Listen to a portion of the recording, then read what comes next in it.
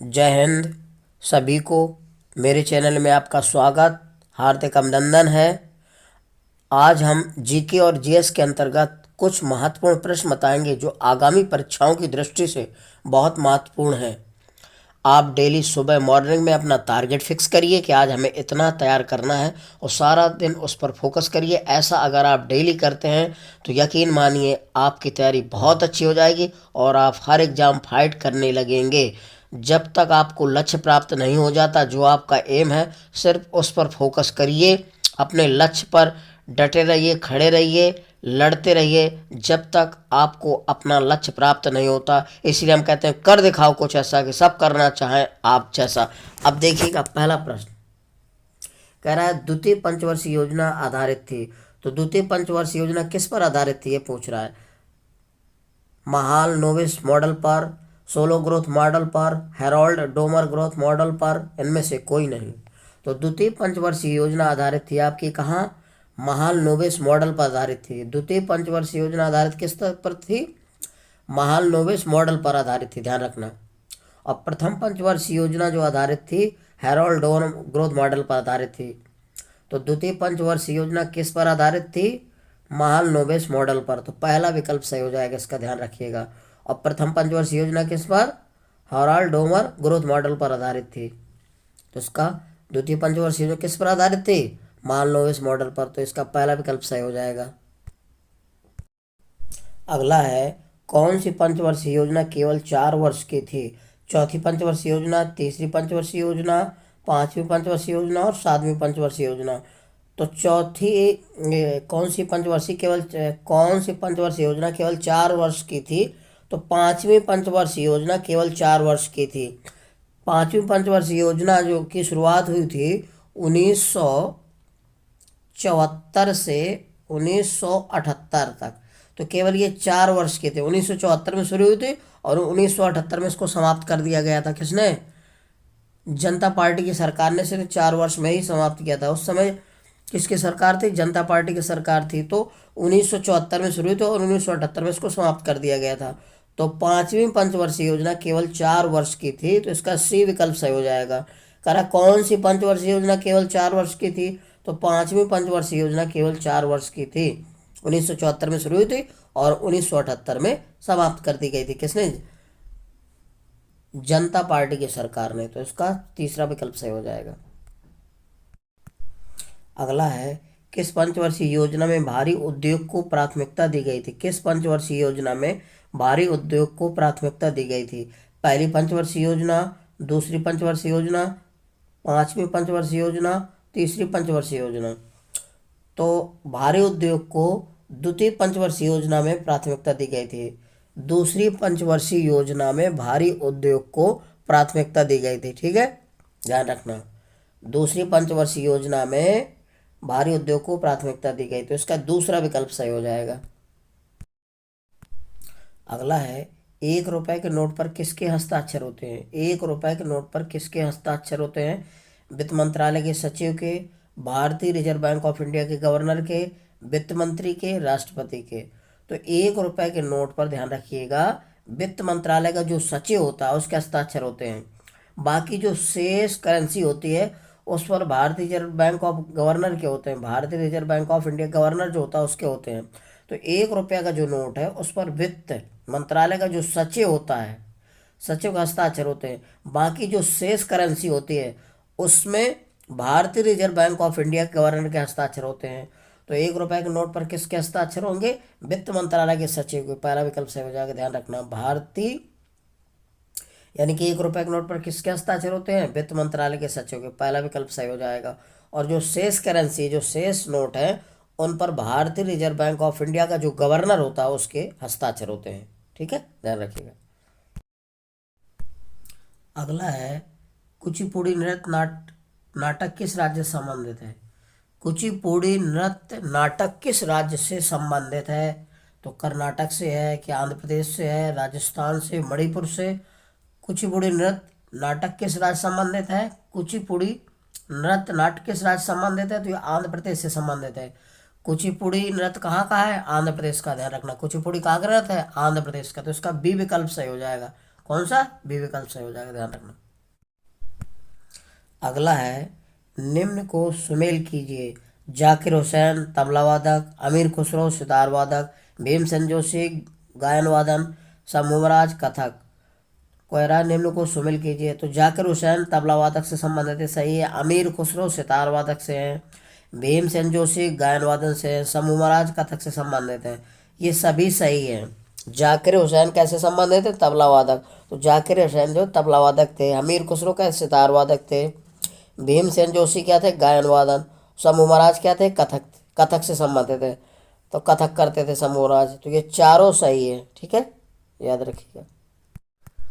अगला है, अंतर्राष्ट्रीय न्यायालय में न्यायाधीशों की संख्या है। तो अंतर्राष्ट्रीय न्यायालय में न्यायाधीशों की संख्या कितनी होती है? 15, 20, 10, 11। तो अंतर्राष्ट्रीय न्यायालय में न्यायाधीशों की संख्या कितनी होती है? 15, ध्यान रखिएगा। अंतर्राष्ट्रीय न्यायालय में न्यायाधीशों की संख्या कितनी है? 15। अंतर्राष्ट्रीय न्यायालय में न्यायाधीशों की संख्या कितनी है? 15।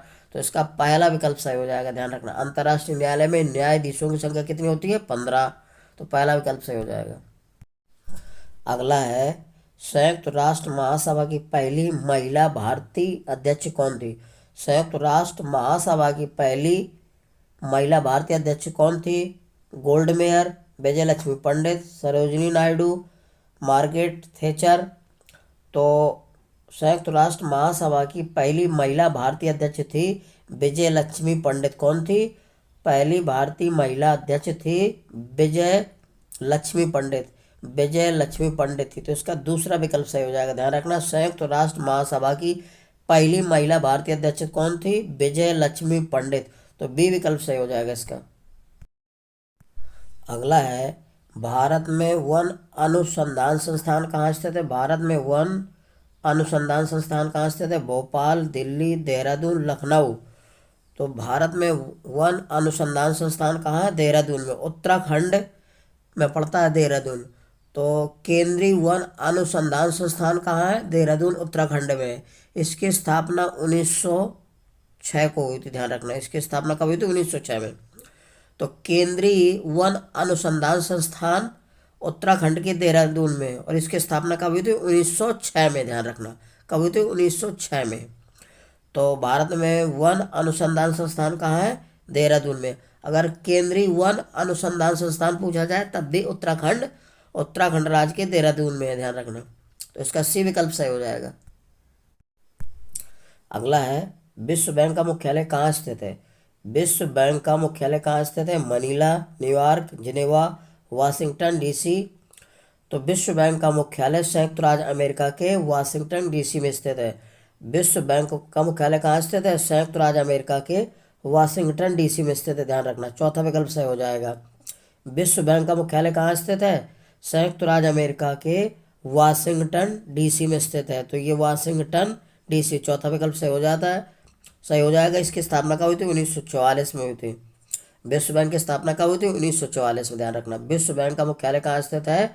संयुक्त राज्य अमेरिका के वाशिंगटन डीसी में, और इसकी स्थापना हुई थी विश्व बैंक के 1944 में, ठीक है। इसका डी विकल्प सही हो जाएगा। अगला है, राष्ट्रपति भवन का डिजाइन किसने तैयार किया था? राष्ट्रपति भवन का डिजाइन किसने तैयार किया था? राष्ट्रपति भवन का डिजाइन एडवर्ड लुटियंस ने, एडवर्ड स्टोन ने, तरुण दत्त ने, वारकर ने। तो राष्ट्रपति भवन का डिजाइन तैयार किया था किसने? एडविन लुटियंस ने। पहला विकल्प सही हो जाएगा। राष्ट्रपति भवन का डिजाइन किसने तैयार किया था? एडविन लुटियंस ने तैयार किया था। राष्ट्रपति भवन का डिजाइन किसने तैयार किया था? एडविन लुटियंस ने, यानी कि पहला विकल्प सही हो जाएगा इसका। अगला है, ताजमहल किस कारण से दुष्प्रभावित हो रहा है? ताजमहल किस कारण से दुष्प्रभावित हो रहा है, मतलब खराब हो रहा है? अम्ल वर्षा के कारण, ध्वनि प्रदूषण के कारण, वनोन्मूलन के कारण, इनमें से कोई नहीं। तो ताजमहल जो दुष्प्रभावित हो रहा है वो अम्ल वर्षा के कारण होता है, ठीक है। अम्ल वर्षा के कारण जिम्मेदार कौन होती है? सल्फर डाइऑक्साइड और नाइट्रोजन डाइऑक्साइड, ये होती हैं। क्योंकि ये जल से क्रिया करके H2O से क्रिया करके, और सल्फ्यूरिक अम्ल H2SO4, और नाइट्रिक अम्ल जल से क्रिया करके नाइट्रिक अम्ल HNO3, ये जो अम्ल वर्षा के जिम्मेदार होते हैं। तो नाइट्रिक अम्ल HNO3 और सल्फ्यूरिक अम्ल H2SO4, ये इसको प्रभावित कर रहे हैं। तो अम्ल वर्षा के कारण यही होते हैं, जब जल से क्रिया करते हैं सल्फर डाइऑक्साइड और नाइट्रोजन डाइऑक्साइड, तो सल्फ्यूरिक अम्ल H2SO4 और नाइट्रिक अम्ल बनते हैं जो ताजमहल को प्रदूषित कर रहे हैं, दूषित खराब कर रहे हैं। तो पहला विकल्प सही हो जाएगा इसका। अगला है तंजानिया की राजधानी है। तंजानिया की राजधानी कौन है? नैरोबी, लुसाका, कंपाला, दार एस सलाम। तो तंजानिया की राजधानी नैरोबी है, पहला विकल्प सही हो जाएगा। तंजानिया की राजधानी कौन है? नैरोबी, पहला विकल्प सही हो जाएगा इसका। अगला है शिक्षा का अधिकार एक मौलिक अधिकार बन गया था कब? 15 मार्च 2010 को, 1 अप्रैल 2010 को, 17 जुलाई 2010 को, 10 अक्टूबर 2010 को। तो शिक्षा का अधिकार एक मौलिक अधिकार बन गया था कब? 1 अप्रैल 2010 को, 1 अप्रैल 2010 से लागू हुआ था। शिक्षा का अधिकार एक मौलिक अधिकार बन गया था कब? 1 अप्रैल 2010 को लागू हुआ था। तो शिक्षा का अधिकार एक मौलिक अधिकार कब से लागू हुआ था? 1 अप्रैल 2010 से। सरकार ने 86वीं संविधान संशोधन हुआ था 2002 में। 2002 में शिक्षा के अधिकार को मौलिक अधिकार के रूप में मान्यता दी गई थी। 86वें संविधान संशोधन करके 2002 में सरकार ने शिक्षा को एक मौलिक अधिकार के रूप में मान्यता दी थी। ठीक है। इसके अनुसार बच्चों को निःशुल्क एवं अनिवार्य शिक्षा का अधिकार अधिनियम 2009 एवं संबंधित नियमों को 1 अप्रैल 2010 से लागू किया गया था। और यह संविधान का अनुच्छेद 21A से संबंधित प्रावधान से लिया गया, ध्यान रखना। ठीक है। इसमें 14 वर्ष के बच्चों को निःशुल्क अनिवार्य शिक्षा लागू हुई थी। तो ये ध्यान रखिएगा, शिक्षा का अधिकार एक मौलिक अधिकार कब बन गया था? 1 अप्रैल 2010 को। 86वां संविधान संशोधन 2002 में सरकार ने मान्यता दी, यानी कि 86वां संविधान संशोधन करके 2002 में शिक्षा के अधिकार को एक मौलिक अधिकार के रूप में मान्यता दी गई थी। लेकिन पूर्णतः लागू कब हुआ था? ये 1 अप्रैल 2010 को, ध्यान रखना। अगला है खिलाड़ियों को रणजी ट्रॉफी किस खेल में दी जाती है? खिलाड़ियों को रणजी ट्रॉफी किस खेल में दी जाती है? Football, hockey, cricket, kabaddi. तो खिलाड़ियों को रणजी ट्रॉफी दी जाती है क्रिकेट के खेल से संबंधित है। रणजी ट्रॉफी किस खेल में खिलाड़ियों को दी जाती है? क्रिकेट। तो रणजी ट्रॉफी का संबंध क्रिकेट से है, ध्यान रखना। रणजी ट्रॉफी का संबंध किससे है? क्रिकेट से। रणजी किससे संबंधित है? क्रिकेट से। तो जो क्रिकेट के खिलाड़ी होते हैं उनको रणजी ट्रॉफी दी जाती है। तो सी विकल्प सही हो जाएगा इसका। अगला है द्रोणाचार्य पुरस्कार किसे प्रदान किया जाता है? द्रोणाचार्य पुरस्कार किसे प्रदान किया जाता है? कहने का मतलब है द्रोणाचार्य पुरस्कार किसको दिया जाता है? तो द्रोणाचार्य पुरस्कार किसको दिया जाता है? उत्कृष्ट एथलीटों को, उत्कृष्ट अध्यापकों को, उत्कृष्ट आयुर्वेदाचार्य को, खेल के उत्कृष्ट शिक्षकों को। तो जो खेल प्रशिक्षक होते हैं, यानी कि जो शिक्षक होते हैं खेल सिखाने वाले, उनको द्रोणाचार्य पुरस्कार दिया जाता है, ध्यान रखना। खेल प्रशिक्षकों को, जो खेल के शिक्षक होते हैं, खेल को सिखाने वाले, ठीक है, उन शिक्षकों को दिया जाता है द्रोणाचार्य पुरस्कार। ठीक है। तो ये खेल के उत्कृष्ट शिक्षकों को, चौथा विकल्प सही हो जाएगा। द्रोणाचार्य पुरस्कार किसे प्रदान किया जाता है? खेल के जो उत्कृष्ट शिक्षक होते हैं शिक्षकों को प्रदान किया जाता है। तो चौथा विकल्प सही हो जाएगा। द्रोणाचार्य पुरस्कार का संबंध किससे? खेल प्रशिक्षक जो होते हैं उनको से संबंधित है, ध्यान रखना, उनको दिया जाता है। अगला है स्वतंत्र भारत का प्रथम गवर्नर जनरल कौन था? स्वतंत्र भारत का प्रथम गवर्नर जनरल कौन था? C Rajagopalachari, lord Mountbatten, lord Curzon, lord Wavell. तो स्वतंत्र भारत का प्रथम गवर्नर जनरल कौन था? लॉर्ड माउंटबेटन था, ध्यान रखना, लॉर्ड माउंटबेटन। स्वतंत्र भारत का प्रथम गवर्नर जनरल कौन था? Lord Mountbatten. और ध्यान रखिएगा, अंतिम और प्रथम भारतीय गवर्नर जनरल कौन था? अंतिम और प्रथम भारतीय गवर्नर जनरल कौन था? सी राजगोपालाचारी थे, ध्यान रखना, सी राजगोपालाचारी। स्वतंत्र भारत का प्रथम गवर्नर जनरल था लॉर्ड माउंटबेटन, लेकिन प्रथम और अंतिम भारतीय गवर्नर जनरल कौन थे? सी राजगोपालाचारी। ठीक, ध्यान रखना। तो इसका बी विकल्प सही हो जाएगा। अगला है भारत किस वायसराय के काल में स्वतंत्र हुआ था? Lord William Bentinck, Wellesley, Lord Mountbatten, Lord Cornwallis. तो भारत जब हमारा स्वतंत्र हुआ था, हमारा देश, उस समय वायसराय कौन थे? लॉर्ड माउंटबेटन थे। सी विकल्प सही हो जाएगा। जब हमारा देश स्वतंत्र हुआ था उस समय गवर्नर वायसराय कौन था? तो लॉर्ड माउंटबेटन थे। सी विकल्प सही हो जाएगा, इसका ध्यान रखिएगा। अगला है, इंडिका एक फेमस पुस्तक है, ये किसने लिखी है? इंडिका एक प्रसिद्ध पुस्तक है, ये किसने लिखी है? मेगस्थनीज, हर्षवर्धन, फायन, अरस्तु। तो इंडिका पुस्तक लिखी है मेगस्थनीज ने। ध्यान रखना, इंडिका किसकी पुस्तक है? मेगस्थनीज की। तो पहला विकल्प सही हो जाएगा। इंडिका किसकी पुस्तक है? मेगास्थनीज की है। तो पहला विकल्प सही हो जाएगा, ध्यान रखना। अगला है, सिंधु घाटी सभ्यता का बंदरगाह कौन था? कालीबंगा, लोथल, रोपड़, मोहनजोदड़ो। सिंधु घाटी सभ्यता का बंदरगाह कौन था? तो सिंधु घाटी सभ्यता का बंदरगाह क्या था? लोथल था। सिंधु घाटी सभ्यता का बंदरगाह क्या था? तो लोथल। इसी को बोला जाता है पतन नगर। सिंधु घाटी सभ्यता का पतन नगर कौन था? लोथल। सिंधु घाटी सभ्यता का बंदरगाह कौन था? लोथल। बी विकल्प सही हो जाएगा। अगला है, भारत में एकल नागरिकता की अवधारणा अपनाई गई है किस देश से? भारत में एकल नागरिकता की अवधारणा अपनाई गई है किस देश से? इंग्लैंड से, संयुक्त राज्य अमेरिका से, कनाडा से, रूस से। तो भारत में एकल नागरिकता अपनाई गई है इंग्लैंड से। इसका पहला विकल्प सही हो जाएगा। भारत में एकल नागरिकता की अवधारणा कहाँ से अपनाई गई है? इंग्लैंड से। ध्यान रखना, भारत में एकल नागरिकता की अवधारणा कहाँ से अपनाई गई है, कहाँ से लिया गया है एकल नागरिकता? इंग्लैंड से। पहला विकल्प सही हो जाएगा। अगला है, बांग्लादेश की मुद्रा निम्न में से कौन है? बांग्लादेश की मुद्रा निम्न में से कौन है? टका, एन, डॉलर, रुपया। तो बांग्लादेश की मुद्रा है टका। इसी को टाका बोला जाता है, कहीं कहीं टाका, टाका या टका। बांग्लादेश की मुद्रा कौन सी है? टाका या टका। पहला विकल्प सही हो जाएगा। एन जापान की मुद्रा है, ठीक है। डॉलर कई देशों की है, रुपया भी कई देशों का है। तो जापान की मुद्रा एन है और बांग्लादेश की टका या टाका है। तो पहला विकल्प सही हो जाएगा इसका।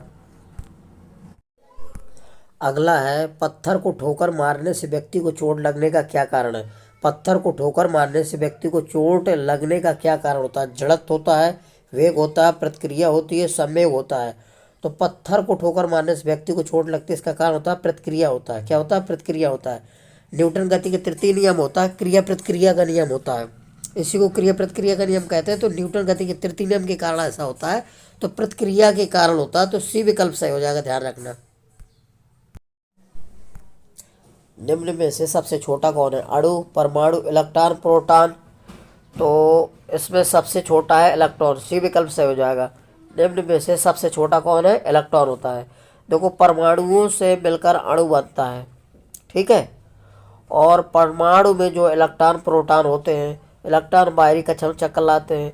और नाभिक में न्यूट्रॉन और प्रोटॉन होते हैं, नाभिक में न्यूट्रॉन और प्रोटॉन होते हैं। तो इलेक्ट्रॉन ऋण आवेशित होता है। क्या होता है? ऋण आवेशित। इसलिए सबसे छोटा इलेक्ट्रॉन हो जाएगा। सी विकल्प सही है।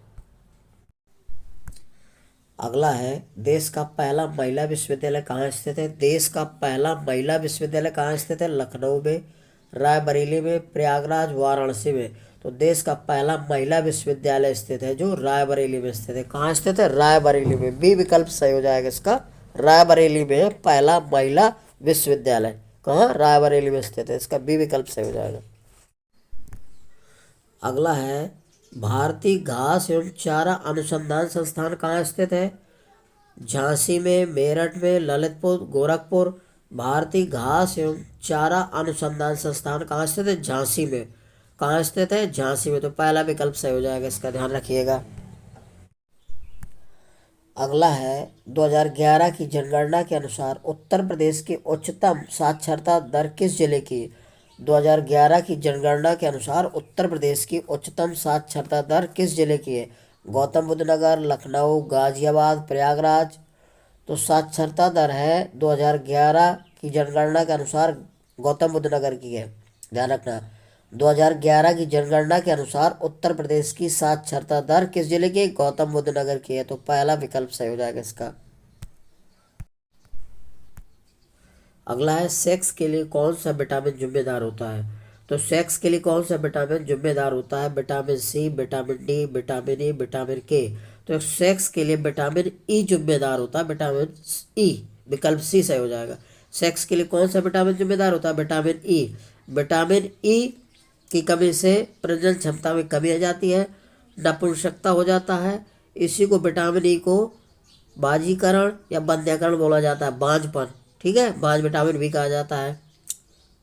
तो सेक्स के लिए कौन सा विटामिन जिम्मेदार है? विटामिन ई, सॉरी, हाँ, विटामिन ई, विकल्प सी सही हो जाएगा। ठीक है दोस्तों, यदि मेरा वीडियो आपको अच्छा लग रहा है तो मेरे वीडियो को लाइक और सब्सक्राइब अवश्य करिए। जय हिंद।